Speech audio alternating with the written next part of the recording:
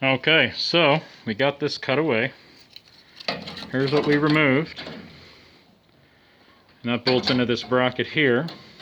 So you always got to be careful when you're cutting not to cut through, because sometimes there's stuff behind like this tab.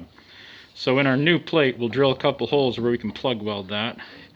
Here I may actually overlap to get a little more heat out of it, and we're going to do a nice weld here. But in here we're going to butt weld all the way up. So I'll probably trace this out. You know, we'll go a little bit bigger and grind it down till it fits just where we want it to be. She'll be good as new. You can see right around the edge where it was porous and then decent. And I mean, there's no stopping this. You got to cut that out. Hiding that underneath Bondo, that's what gets you into trouble. So I'll go ahead and make a piece and start fitting it, and I'll be back.